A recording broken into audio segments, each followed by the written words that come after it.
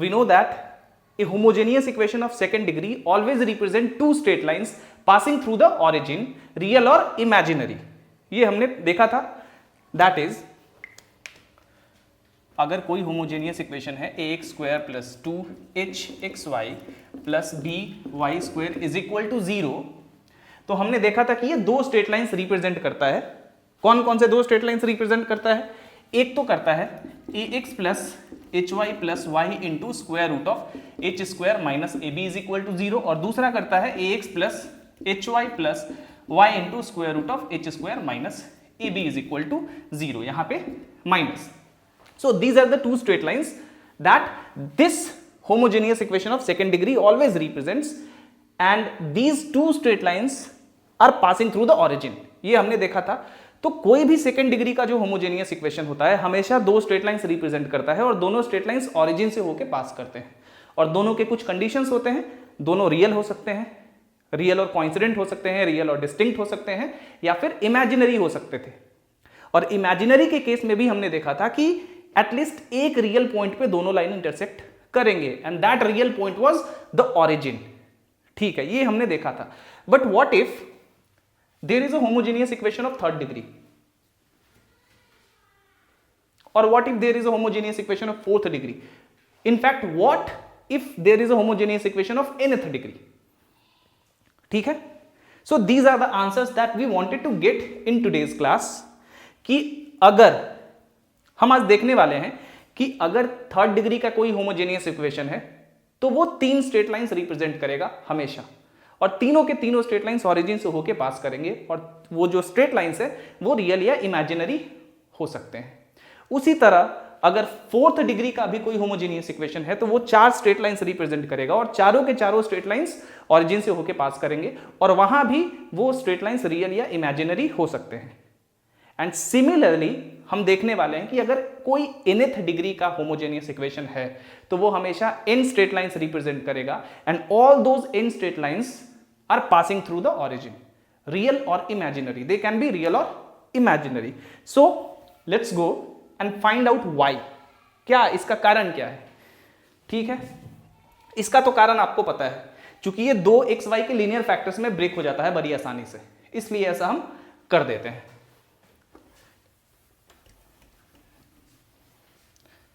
चलिए,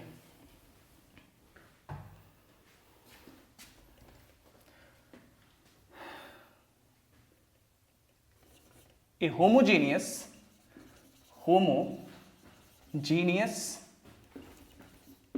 equation of nth degree represents n straight lines passing through the origin, real or imaginary. So यहां पे मैंने लिखा कि कोई होमोजेनियस इक्वेशन nth डिग्री का n स्ट्रेट लाइंस रिप्रेजेंट करता है, और वो सारे के सारे n स्ट्रेट लाइंस ऑरिजिन से होके पास करते हैं. दैट इज इस तरह से सारे के सारे जितने भी स्ट्रेट लाइन होंगे वो सारे के सारे ऑरिजिन से इस तरह से होके पास करेंगे. ठीक है, ये x है, अगर ये y है हमारा, तो ये सारे के सारे n स्ट्रेट लाइंस जितने भी हैं वो सारे के सारे ऑरिजिन से होके पास करेंगे, and these straight lines can be real और इमेजिनरी. और यहां भी इमेजिनरी के केस में याद रखिए कि हमेशा एक रियल पॉइंट है और वो है ऑरिजिन. ये होता है, ये सब में होता है. सेकंड डिग्री का भी होमोजेनियस इक्वेशन में होगा, थर्ड में, फोर्थ में, सब में, क्योंकि भाई यहां पे तो सबको क्रॉस करना ही है, क्योंकि सारे के सारे स्ट्रेट लाइंस ऑरिजिन से होके पास कर रहे हैं. So there is definitely one real point always in this case. चलिए, तो इसको प्रूव करते हैं कि ऐसा क्यों होता है कि कोई nth डिग्री का जो होमोजेनियस इक्वेशन भी होता है वो n स्ट्रेट लाइंस रिप्रेजेंट करता है. ऐसा क्यों? चलिए, यही हमारा थ्योरम है आज का, और यही हम सबसे पहले आज प्रूफ भी करेंगे. लिख लिया होगा आपने. चलिए,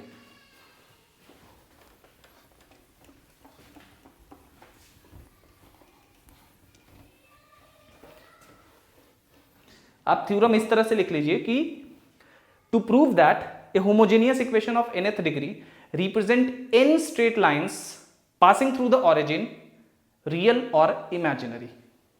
ठीक है, दिस इज योर थ्योरम। चलिए मान लेते हैं,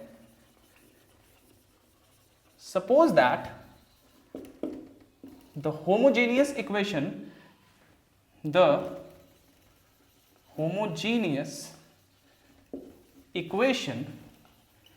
b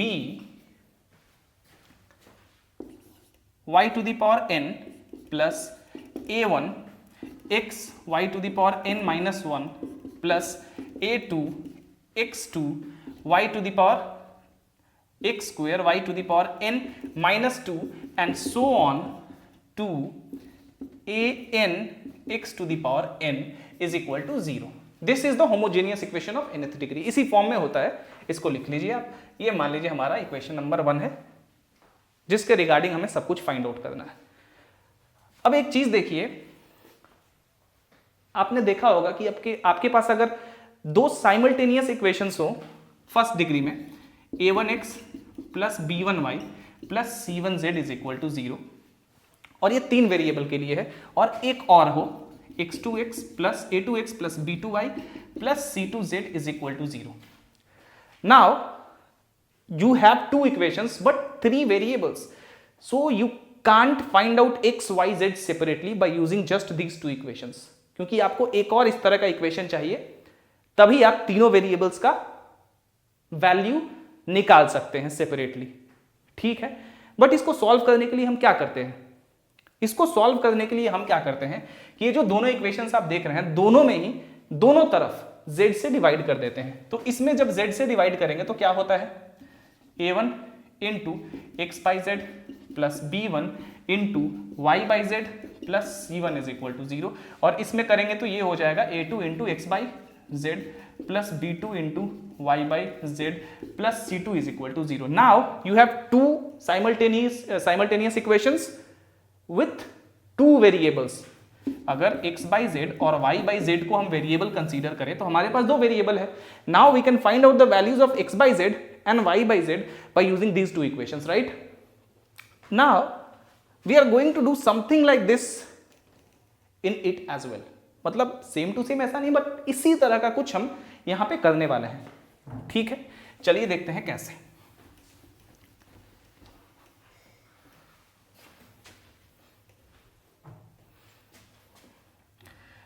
अगर हम दोनों तरफ x to the power n से डिवाइड कर दें तो हमें क्या मिलेगा, y by X whole to the power n होगा। x to the power n से डिवाइड कर रहा हूं, चलिए यहां लिख लीजिए, लिख लो आप पहले, dividing both sides by x to the power n we get, क्या मिलेगा हमें, y by X whole to the power n plus यहां पे आपको क्या मिलेगा, a1 into y by X whole to the power कितना, n माइनस, गेस करिए क्या मिलेगा, आपने x to the power n से डिवाइड करिए तो ये कितना हो जाएगा, देखिए एक बार ध्यान से देखिए, ये n माइनस 1 नहीं हो जाएगा, क्यों हो जाएगा, अब यहां पे x है, यहां पे आपने डिवाइड किया x to the power n से,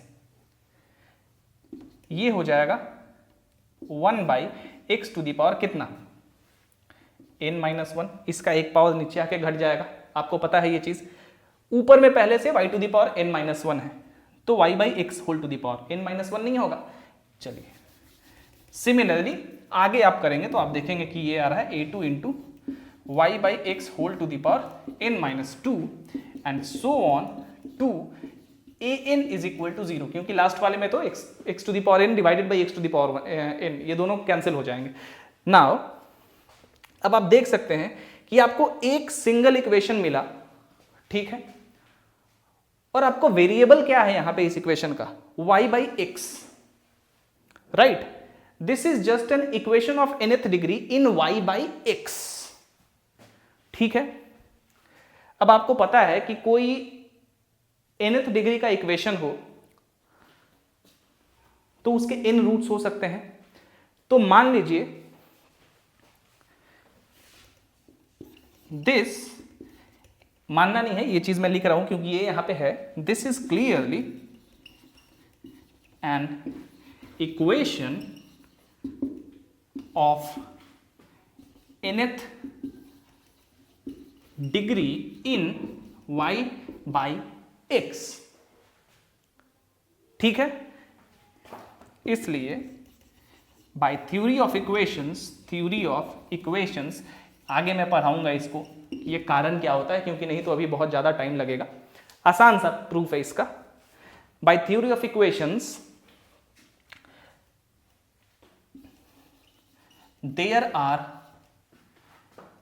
n रूट्स, इसके n रूट्स हो सकते हैं, right. Quadratic equation second degree का होता है तो 2 रूट होता है, क्यूबिक इक्वेशन का उसी तरह 3 रूट होता है, तो जितना डिग्री का इक्वेशन होगा उतने उसके रूट्स होंगे। ये nth डिग्री का एक इक्वेशन है y by x में, तो इसके n नंबर ऑफ रूट्स होंगे। मान लेते हैं कि वो सारे के सारे roots, suppose the roots are m1, m2, m3 and so on to mn। ये इसके n रूट्स हो गए। कुछ भी मान लीजिए, मैंने m1 m2 मान लिया क्योंकि स्ट्रेट लाइन में स्लोप m से हम रिप्रेजेंट करते हैं इसीलिए। तो ये n रूट्स हो गया, m1, m2, m3 and so on to mn।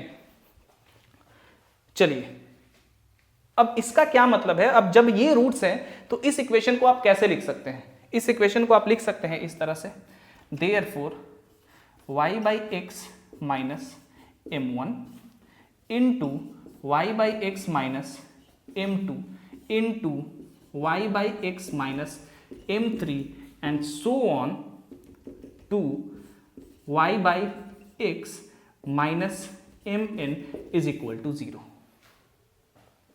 ठीक है, अगर किसी इक्वेशन के इस तरह से रूट हैं, कोई nth डिग्री का इक्वेशन है मान लीजिए, तो इस तरह से उसको लिखा जाता है।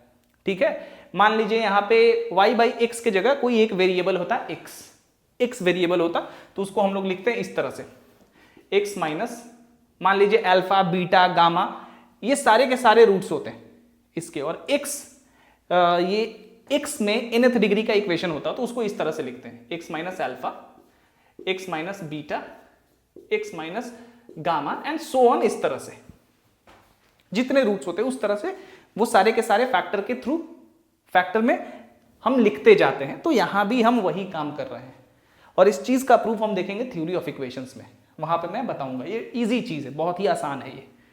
ठीक है, फिलहाल आप इतना याद रखिए कि ये होता है। ओके, तो ये हो गया। इसका मतलब क्या है, कुछ समझ में आ रहा है, कुछ याद आ रहा है आपको? इसका मतलब हुआ कि ये जो इक्वेशन है, अब ये चीज आया तो है भाई इसी से, इसका ये मतलब हुआ कि ये इक्वेशन उन सारे पॉइंट्स के लिए सैटिस्फाई करेगा जिनके लिए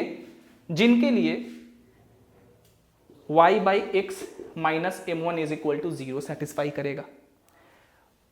उन सारे पॉइंट्स के लिए भी सेटिस्फाई करेगा जिनके लिए y by x minus m2 is equal to 0 satisfy करेगा। उसी तरह इसको जब 0 से इक्वेट करेंगे तो उन सारे पॉइंट्स के लिए ये सेटिस्फाई करेगा जिन पॉइंट्स के लिए इसको जब 0 से इक्वेट करेंगे तो वो वाला इक्वेशन करेगा, सिमिलरली लाइक दिस।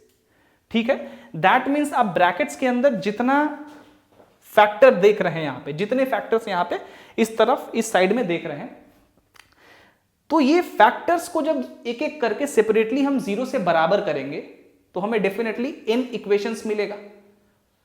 तो उन सारे पॉइंट्स के लिए ये भी सेटिस्फाई करेगा जिन पॉइंट्स के लिए वो इक्वेशंस सेटिस्फाई करेंगे, क्योंकि ये इसी से तो बना है ना। इसलिए सेकेंड डिग्री के होमोजेनियस इक्वेशन में हम क्या करते थे, यही काम करते थे ना। So exactly that is what we are doing here as well. So इसको आप इतना लिख लीजिए, थोड़ा सा इरेज करता हूं। इक्वेशन नंबर 1 है, ध्यान में रहे। ठीक है, चलिए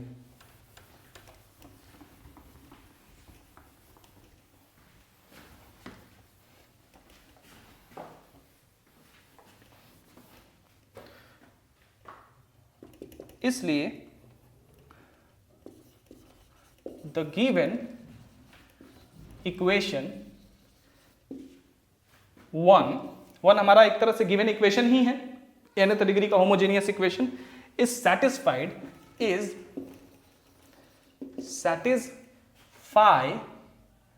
satisfy by all the points for which the following, for which इस तरह लिखिए, for which these equations are satisfied. कौन कौन सा equation? y by x minus m1 is equal to 0, y by x minus m2 is equal to 0, y by x minus m3 is equal to 0 and so on, y by x minus mn is equal to 0. ठीक है, इसको भी raise कर दूं.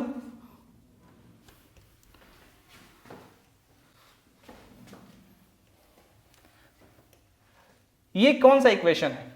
इसलिए these equations are written as, इसलिए मत लिखिए, these equations are written as और can be written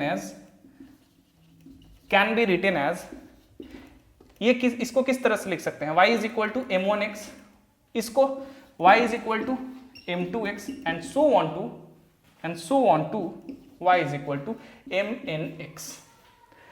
अब y is equal to m1x, कोई कांस्टेंट यहां पे ऐड नहीं है. ये किसका इक्वेशन है? किसी स्ट्रेट लाइन का जो कि ऑरिजिन से होके पास करे, क्योंकि भाई y इंटरसेप्ट क्या है? 0 है. तो ये किसी स्ट्रेट लाइन का इक्वेशन है जो कि ऑरिजिन से पास कर रहा है. Similarly this is also a straight line passing through the origin. आपके पास कितने ऐसे इक्वेशंस हैं? n इक्वेशंस है. That means there are n straight lines passing through the origin, right? Hence any homogeneous equation of nth degree, और इस तरह से लिखिए कि a homogeneous equation of nth degree always represent n straight lines passing through the origin, real और imaginary, right? लिख लीजिए नीचे, इसके नीचे इस तरह से लिख लीजिए, these are clearly the equations to straight lines passing through the origin. This proves the proposition. QED, quod erat demonstrandum, that is which was to be proved. Proof कर लिया हमने, ठीक है? ये जो पार्ट है, इस चीज को मैं थ्योरी ऑफ इक्वेशंस में आपको बताऊंगा, ठीक है? इसका यही मतलब है कि y by x minus m1, y by x minus m2, ये सारे के सारे इन फैक्टर्स में ब्रेक हो गए. दैट इज जो गिवन इक्वेशन था होमोजेनियस इक्वेशन, वो x और y के फर्स्ट डिग्री के इन फैक्टर्स में ब्रेक हो गया. That's it. सेकेंड डिग्री का दो फर्स्ट डिग्री के फर्स्ट डिग्री के फैक्टर्स में ब्रेक हो रहा था, यहां पे nth डिग्री है तो n फर्स्ट डिग्री के फैक्टर्स में ब्रेक हो गया. That means it represent n straight lines. That is what we had to prove. Proof हो गया, हमने प्रूफ कर दिया. चलिए आगे बढ़ते हैं, ठीक है? इस टॉपिक से आपके एग्जाम्स में ज्यादा प्रॉब्लम नहीं आएगा, लेकिन हो सकता है कि मल्टीपल चॉइस क्वेश्चंस में कभी काम कर दे ये, ठीक है? जेई वगैरह में जब मल्टीपल टाइप क्वेश्चंस आपसे पूछे जाएंगे तो ये कभी कभी काम कर देता है. This is a very important theorem by the वे. आगे जब आप मैथ्स को पढ़ेंगे, वहां पे जब आप जियोमेट्री पढ़ेंगे आगे ग्रेजुएशन वगैरह में, तब आप देखेंगे कि ये वहां पे यूज में आ रहा है, ठीक है? चलिए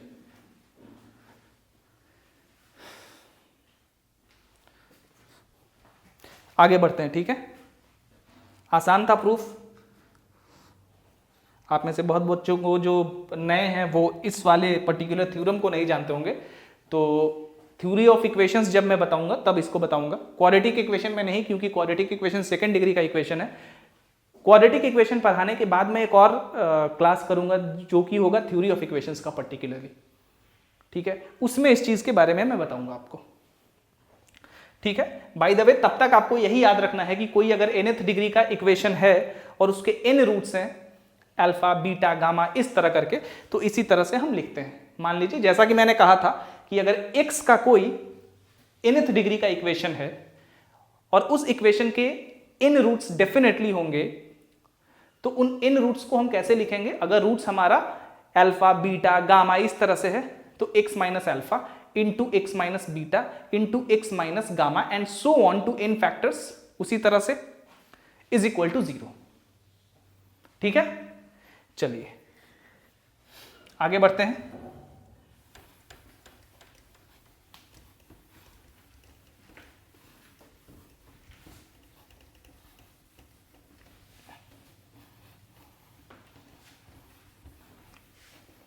आज बेसिकली कुछ स्पेशल थ्योरम्स है, उन्हीं के बारे में हम देख रहे हैं, ठीक है ना।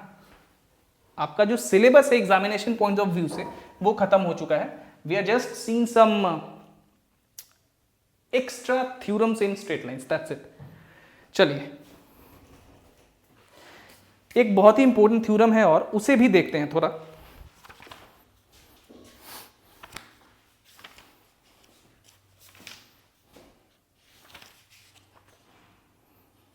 ये बड़ा ही इंपॉर्टेंट थ्योरम है।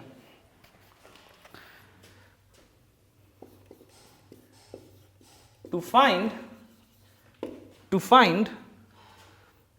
the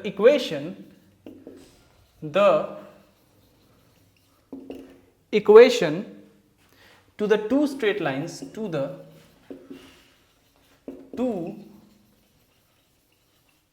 straight lines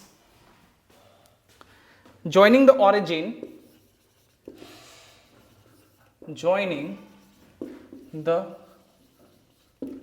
origin to the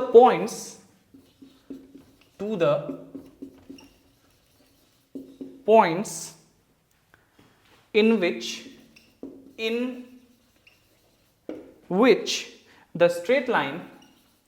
the straight line Lx plus my is equal to n meets the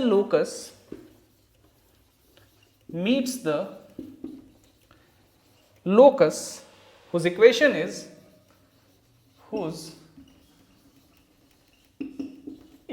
is ax square plus 2hxy plus by square plus 2gx plus 2fy plus c is equal to 0, ठीक है। Question को थोड़ा सा समझने की कोशिश करते हैं पहले। थ्योरम है ये by the way. To find the equation to the two straight lines joining the origin. दो स्ट्रेट लाइंस है और यहां से दो स्ट्रेट लाइंस पास कर रहे हैं, ठीक है। इस तरह से मान लेते हैं। To the points in which the straight line this, अब ये भी कोई स्ट्रेट लाइन है, ठीक है। कह रहा है कि ये जो दोनों स्ट्रेट लाइंस है, इस स्ट्रेट लाइन के और ये जो इक्वेशन, ये जो भी कर्व बनाएगा ये इक्वेशन, तो ये स्ट्रेट लाइन इस कर्व को जहां जहां काट रहा है, जहां जहां इस कर्व को काट रहा है या टच कर रहा है, उन्हीं पॉइंट्स पे कहा गया है कि ये भी दोनों स्ट्रेट लाइंस मीट कर रहे हैं। तो आपको बताना है कि इन दोनों स्ट्रेट लाइंस का इक्वेशंस जो है वो क्या है, ठीक है। दोनों लाइंस का इक्वेशंस क्या है, इसको थोड़ा पहले फिगर से हम लोग समझते हैं, ठीक है। पहले थोड़ा फिगर से समझते हैं, उसके बाद ये समझ में आएगा आपको अच्छे से। क्या क्या रहा है ये देखिए। पहले मान लेते हैं कि this is the rectangular coordinate system. Suppose कि ये कोई कर्व बना रहा है, इस तरह का कोई कर्व है, इस तरह का कोई कर्व है। मैंने थोड़ा रैंडम, चलिए कर्व है, कोई कर्व है मान लिया हमने। और ये जो गिवन स्ट्रेट लाइन है ये कुछ इस तरह का एक स्ट्रेट लाइन है। अब देखिए ये जो इक्वेशन है, चूंकि इस कर्व का इक्वेशन है तो इस कर्व के सारे पॉइंट्स के लिए ये तो भाई सेटिस्फाई करेगा, कोई रोक नहीं सकता है इसको। हमसे पूछा जा रहा है उन दोनों स्ट्रेट लाइंस का इक्वेशंस जो कि यहां पे और एक यहां पे कट करे या टच करे, इन पॉइंट्स पे, यही हमसे पूछा जा रहा है। कैसे फाइंड करेंगे?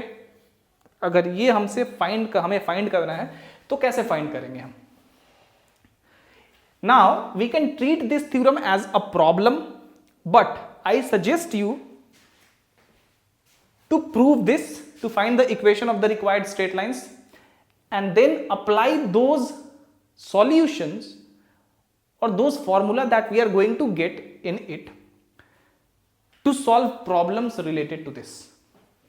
ठीक है, मेरा यही सजेशन है आपसे कि इसको आप सॉल्व करिएगा अभी, ठीक है। और जो अंत में इक्वेशन आएगा दोनों स्ट्रेट लाइंस का, उसको आपको याद रखना है, ठीक है, उसको आपको याद रखना है, क्योंकि इससे रिलेटेड प्रॉब्लम्स आ सकते हैं। तो चलिए इसको पहले निकालते हैं। क्वेश्चन आप समझ गए वहां पे, इस फिगर का हमें फिर काम आएगा तो फिर से हम लोग देखेंगे, but for now let's try to solve this. ठीक है, ये मान लेते हैं इक्वेशन नंबर 1 है और ये हमारा इक्वेशन नंबर 2 है। इतना आप पहले याद रखिए, मुझे इरेज करना होगा। चलिए शुरू करते हैं यहीं से बनाना, बाद में इरेज करके देख लूंगा। From one we have Lx plus my divided by n is equal to 1, ऐसा तो लिख सकते हैं हम। चलिए, अच्छा एक बात मेरे से बताइए, आपको ये तो पता है कि अगर होमोजेनियस इक्वेशन है, चाहे वो कितने भी डिग्री का है, सेकेंड, थर्ड, फोर्थ, तो जितना डिग्री का होमोजेनियस इक्वेशन होगा उतना नंबर ऑफ स्ट्रेट लाइंस को रिप्रेजेंट करेगा और वो सारे के सारे स्ट्रेट लाइंस ऑरिजिन से होके पास करेंगे।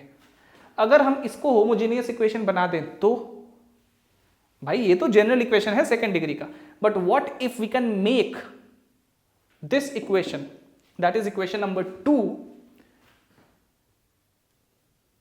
to a homogeneous equation of second degree? Can we do it? I think we can.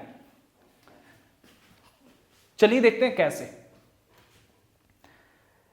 सबसे पहले इसको तो इरेज करना होगा हमें, जगह नहीं है उतना, ठीक है। चलिए यहां पे थोड़ा सा ट्राई करते हैं। इस इक्वेशन को देखिए, यहां तक आपने इस इक्वेशन को आप मान लीजिए नंबर, ज्यादा मुझे ना क्लटर करना अच्छा नहीं लगता है, इसलिए इरेज ही करके बनाता हूं, साफ सुथरा रहेगा। इसको इक्वेशन नंबर 3 मान लीजिए।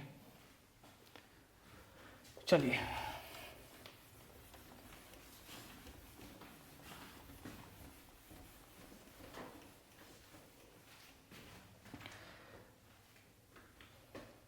फ्रॉम 2 वी हैव, 2 को हम भाई इस तरह से भी तो लिख सकते हैं, ax स्क्वायर प्लस 2h, अब एक चीज देखिए, 2hxy प्लस by स्क्वायर, ये तीनों जो है, ये तीनों को अगर हम अज्यूम करें तो ये तो भाई सेकेंड डिग्री का एक होमोजेनियस एक्सप्रेशन है ना।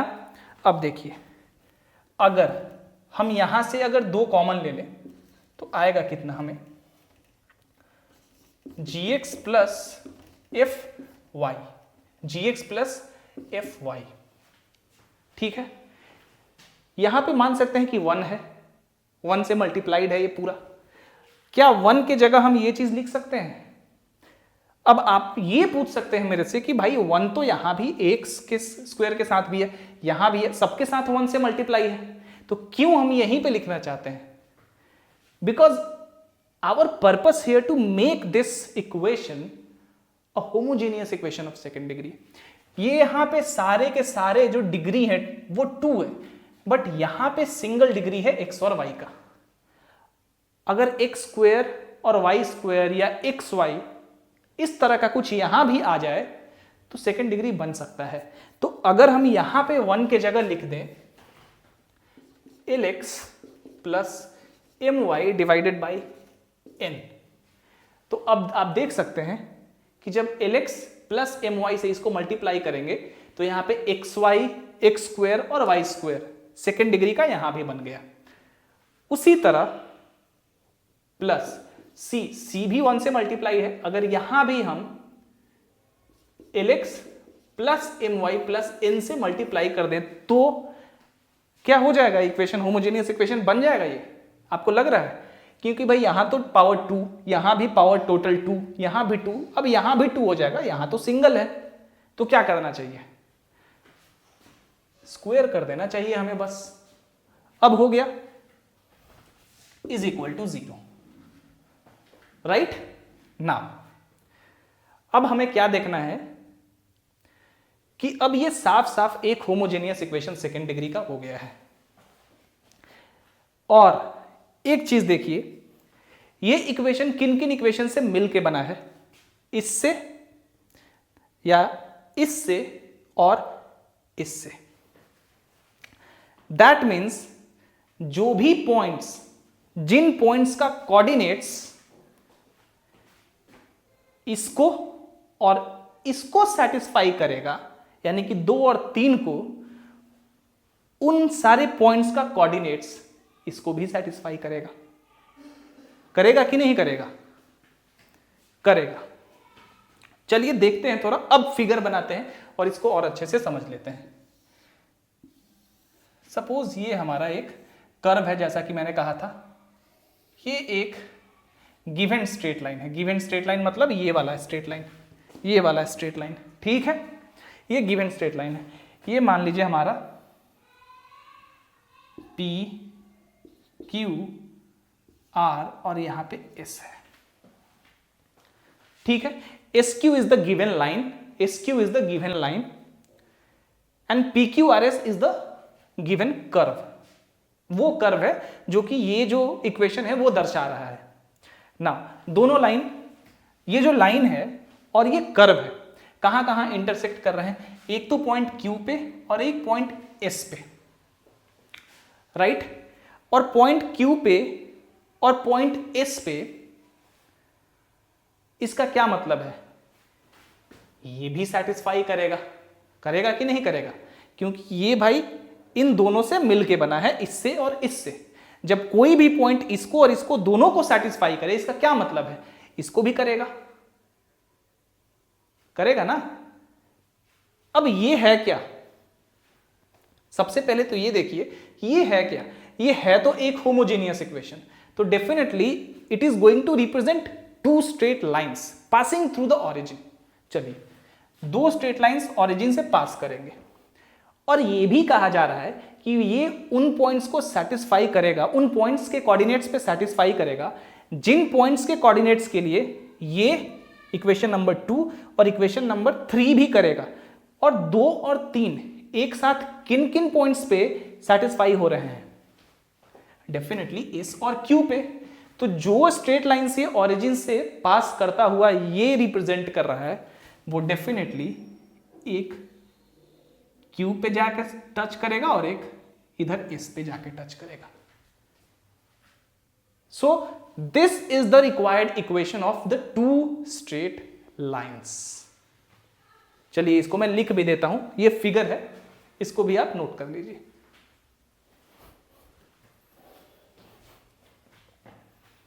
चलिए ऑरिजिन, इन सबको मैं 2 और 3, चलिए यहां पे इतना ही मैं इरेज करता हूं, काम हो जाएगा. सो इसके बाद इसको मान लेते हैं equation number 4. Now the points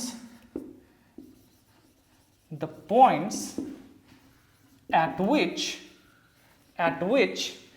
2 and 3 are satisfied, 2 and 3 are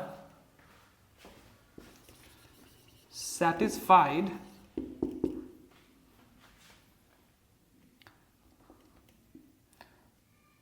the points at which 2 and 3 are satisfied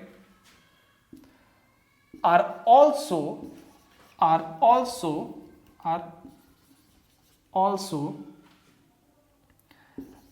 lie on 4 लाई करेगा 4 पे. लाई करने का क्या मतलब है? दैट मीन्स देयरफॉर चाहे इस तरह लिख लीजिए, हाँ ठीक है, therefore these points also satisfy equation 4 and since, अब इसका भी काम हो गया, इरेज कर देता हूं, and since 4 is a homogeneous equation of second degree, it represents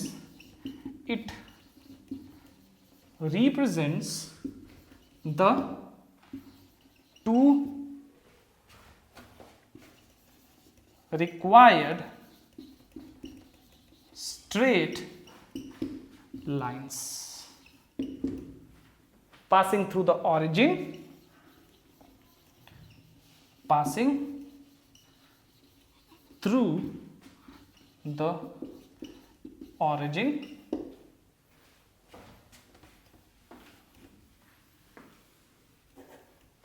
and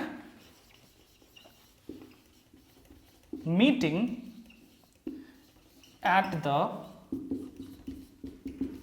point of intersection of 2 and 3 as shown in the figure, as shown in the diagram. ठीक है, चलिए कर लीजिए आप. एक प्रॉब्लम इस पे रखता हूं मैं.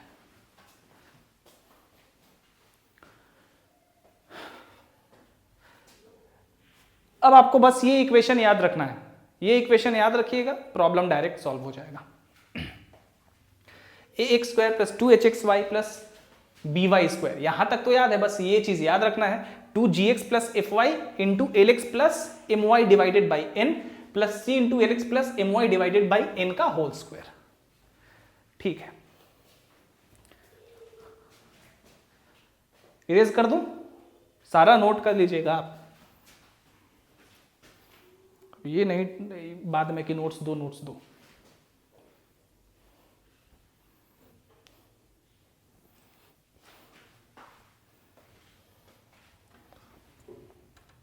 Okay,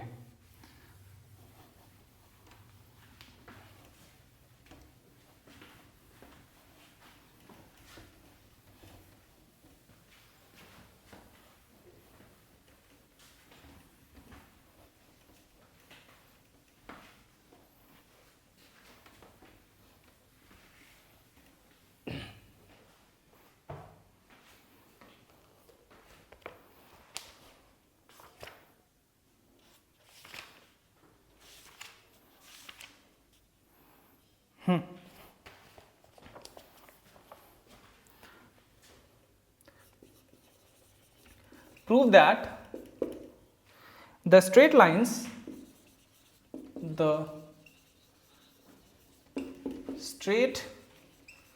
lines joining the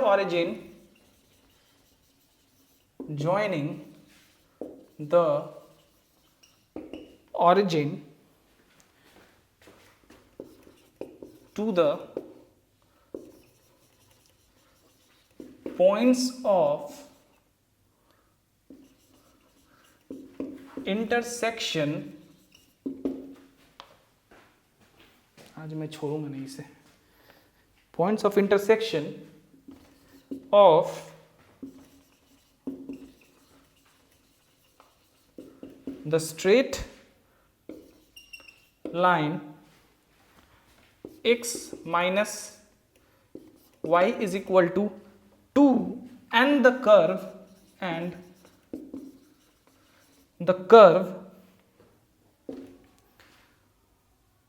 5x square plus 12xy minus 8y square plus 8x minus 4y plus 12 is equal to 0. 5x square plus 12xy minus 8y square plus 8x minus 4y plus 12। ठीक है, चलिए वही problem है। अच्छा, और भी कुछ है प्रॉब्लम में, मेरे ख्याल से मैंने बंद कर दिया पहले। हाँ, कर्व इतना make equal angles with the axis. अब ठीक है, चलिए क्वेश्चन लिख लीजिए। वही प्रॉब्लम है, प्रॉब्लम कह रहा है कि prove that the straight lines joining the origin to the points of intersection of the straight line this and the curve इतना, वही वाला, वहां भी एक स्ट्रेट लाइन दिया हुआ था lx plus my is equal to n। कह रहा था कि वो स्ट्रेट लाइन और कर्व जहां जहां मीट कर रहे हैं उसी पॉइंट पे, उन्हीं पॉइंट्स पे जो ओरिजिन से दो स्ट्रेट लाइंस है वो भी मीट कर रहे थे। सेम क्वेश्चन, तो सबसे पहले तो ये पता कर लेंगे कि वो दोनों स्ट्रेट लाइंस है क्या, आसानी से पता हो जाएगा। The two straight lines are, क्या हो जाएगा याद करिए, 5x square plus 12xy minus 8y square. उसके बाद क्या था, उसके बाद क्या था, यहां से हमने 2 कॉमन लिया था, राइट, या इसी के साथ मल्टीप्लाई कर देते हैं ना, क्या करना है, प्लस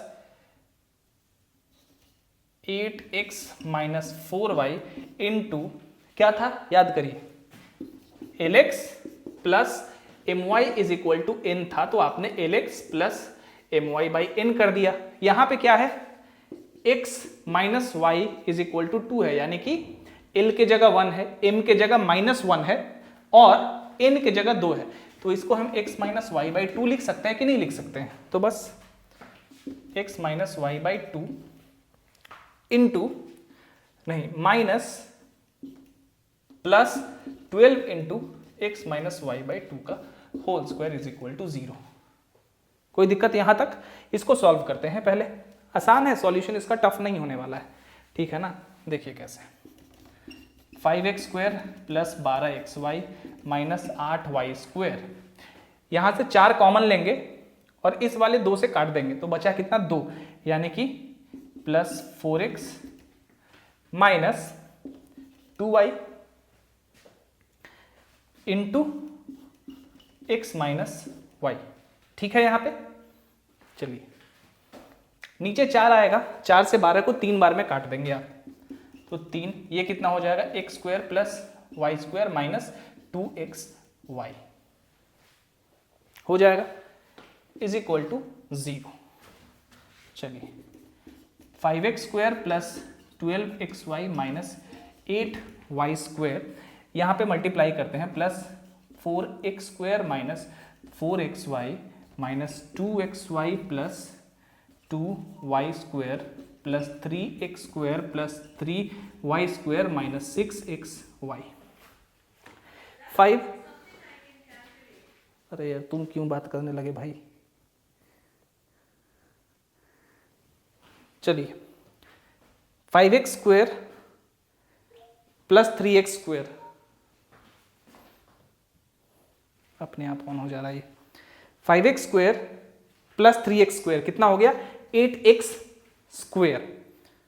चलिए देख लेते हैं, 8x स्क्वायर, 12xy यहां पे है। अब यहां पे देखिए माइनस 4xy माइनस 2xy और माइनस 6xy सब मिला के माइनस 12xy और माइनस यहां प्लस 12xy है, तो इससे ये और ये खत्म, बचा 8y²। 8y² यहां पे है। अच्छा एक चीज देखिए, 5 3 8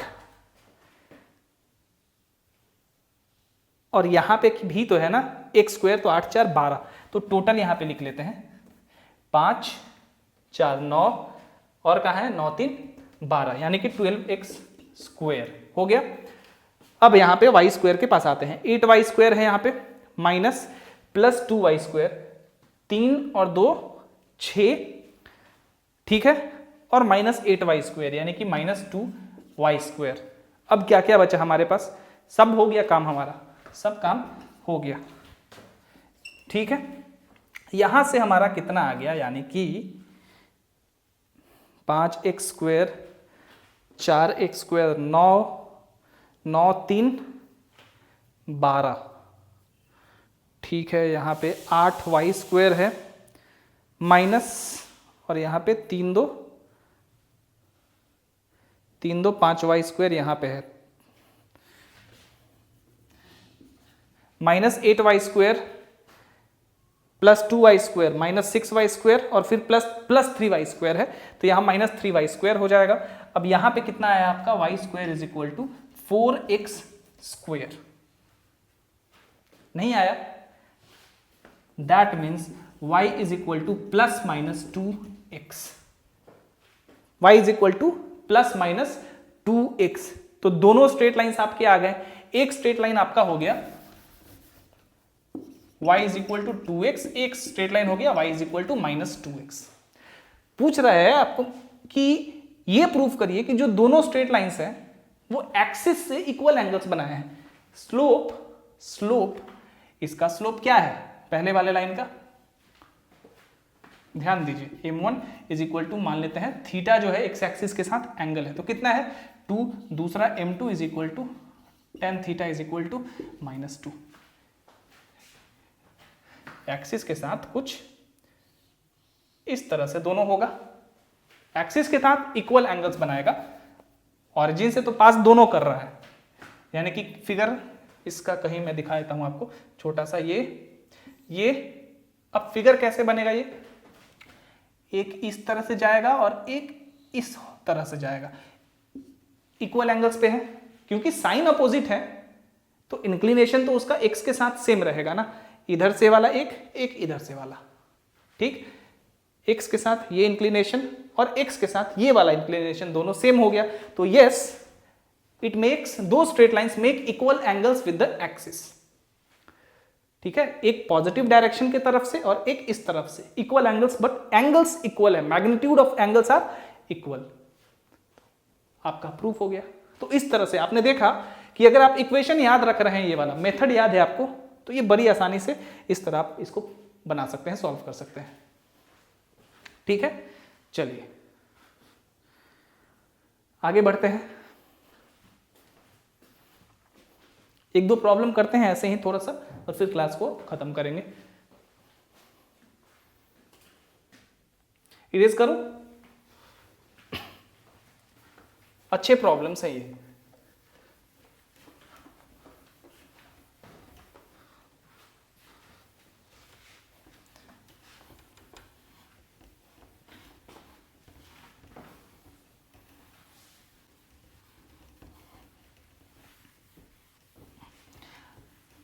okay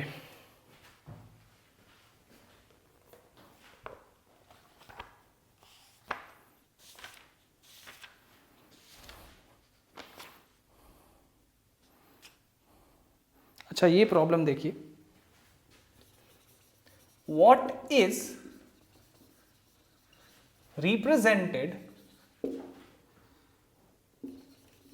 bye the locus x minus Y plus c whole square plus x plus Y minus c whole square is equal to 0। ऐसे प्रॉब्लम में फंस जाते हैं बच्चे। सबसे पहले तो हमें यह देखना है, इफ फॉर रियल वैल्यूज, इसको पहले इस तरह लिख सकते हैं हम, x माइनस वाई, चाहे इस तरह भी कर देते हैं, छुरी हटाइए। अब देखिए, अगर दो रियल नंबर का स्क्वायर का जो सम है वो 0 कब होगा? 2, चाहे इस तरह लिखिए, the sum of the squares of 2 real numbers are 0 if they are separately, और इस तरह से छोटा कर सकते हैं, if both are equal to 0। ठीक है, सम ऑफ दो रियल नंबर्स, ये एक, क्योंकि हम अभी रियल नंबर्स के लिए ही तो सब कुछ कर रहे हैं ना स्ट्रेट लाइंस में। डेफिनेटली इमेजिनरी का केस आता था, बट सारा नंबर तो हमारा रियल है, हम कोऑर्डिनेट्स रियल वे में बात कर रहे हैं, तो हमें रियल कोऑर्डिनेट्स चाहिए यहां पे। अब ये और ये अगर रियल है तो ये तभी संभव है जब x minus Y plus c is equal to 0 होगा, and x plus Y minus c is equal to 0 होगा। दोनों को सॉल्व करेंगे, डेफिनेटली हमारा y minus y, c minus c cut जाएगा, x इज इक्वल टू 0 आएगा, x इज इक्वल टू 0 इसमें या इसमें सब्सटीट्यूट करेंगे तो y is equal to c आएगा। तो हमें एक रियल पॉइंट मिला, कौन सा पॉइंट? 0 और c। सो 0 और c is the only real point that we get. ठीक है, तो ये इसी रियल पॉइंट के लिए संभव होगा, बाकी सारे के सारे पॉइंट्स इमेजिनरी होंगे। अब इसको थोड़ा और डिटेल में आपको समझना है, तो देखिए कैसे हम इसको समझ सकते हैं कॉम्प्लेक्स नंबर का यूज करके। यहां पे ये सॉल्व हो गया है, कुछ भी नहीं करना है। 0 और c आप इस तरह से लिखिएगा कि for this equation to be true for real numbers there is only one point and whose coordinates are 0 and c, and otherwise it is satisfied by some imaginary points about which we don't know anything about। ठीक है, real point एक ही है जिसके लिए ये equation satisfy करेगा और दूसरा कोई नहीं। चलिए थोड़ा सा और इसको समझते हैं हम। देखिए एक तरीका और है, x minus Y plus C का square is equal to minus X plus Y minus C का होल स्क्वायर।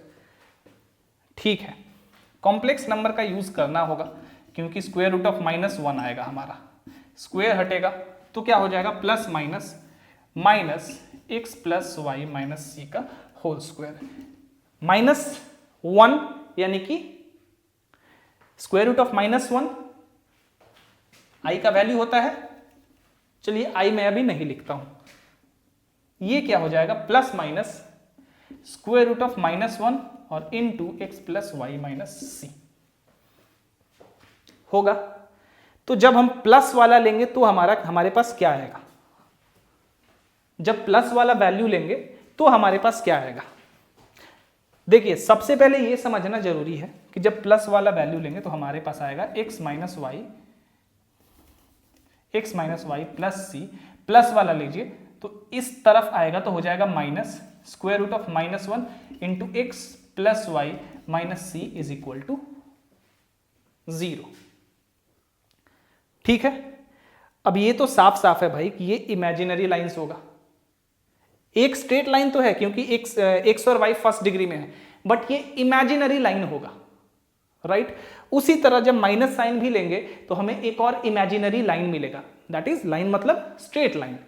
सो इसका मतलब है कि ये जो है ये दो इमेजिनरी लाइंस को रिप्रेजेंट कर रहा है और वो दोनों इमेजिनरी लाइंस के लिए एक रियल पॉइंट होगा, और वो रियल पॉइंट कौन सा होगा, 0 और c। ये हमने पहले ही निकाल लिया है। So both these equations are satisfied for only one real point and that real point is 0 and c। तो इस तरह के क्वेश्चंस इस तरह से बनाए जाते हैं। ठीक है, लॉजिक है ये बस, और कुछ नहीं, लॉजिक है। थोड़ा सा कॉम्प्लेक्स का ज्ञान चाहिए आपको, थोड़ा सा रियल नंबर्स का ज्ञान चाहिए, दैट्स इट। दोनों को मिक्स सो दैट्स इट, ये हो गया। सो स्ट्रेट लाइंस आपका खत्म हो गया। अब shifting of origin, that is transformation of coordinates, हम करेंगे एक क्लास में, कोशिश करूंगा खत्म कर दूं।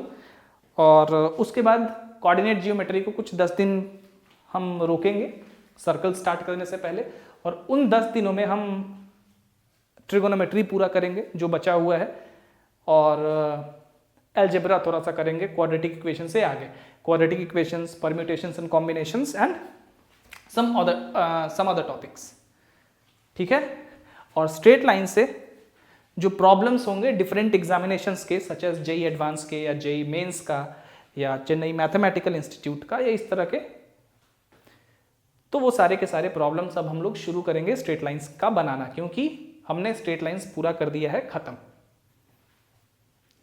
ठीक है। थोड़ा सा रिवाइज करेंगे और शुरू कर देंगे कुछ प्रॉब्लम्स को बनाना, ठीक है। So that's it, thank you.